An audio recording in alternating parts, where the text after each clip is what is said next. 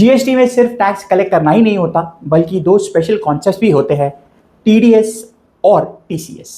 चलिए इन्हें शॉर्ट और सिंपल वे में समझते हैं।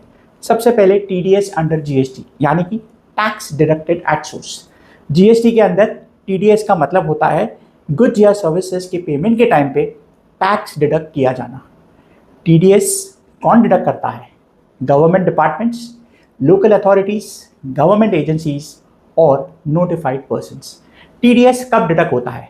जब सप्लायर को पेमेंट की जाती है, जब सप्लाई टैक्सेबल हो अंडर जीएसटी, और अगर कॉन्ट्रैक्ट के अंदर वैल्यू ऑफ सप्लाई 2,50,000 से ज़्यादा हो एक्सक्लूडिंग जीएसटी। इस लिमिट से नीचे हो तो टीडीएस एप्लीकेबल नहीं होता। पर्पस ऑफ टीडीएस, टीडीएस का मेन पर्पस होता है टैक्स कंप्लायंस इंश्योर करना और टैक्स लीकेज प्रिवेंट करना। आइए अब समझते हैं concept of TCS, that is tax collected at source. GST के अंदर TCS mainly e commerce operators पर एप्लीकेबल होता है। टीसीएस में क्या होता है? E commerce operator tax collect करता है एक्चुअल सेलर की तरफ से जब कस्टमर से पेमेंट रिसीव होती है।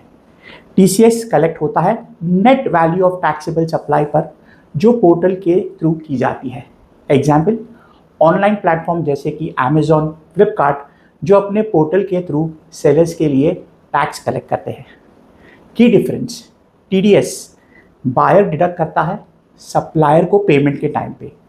TCS e commerce operator collect करता है पोर्टल के थ्रू सेल के टाइम पर।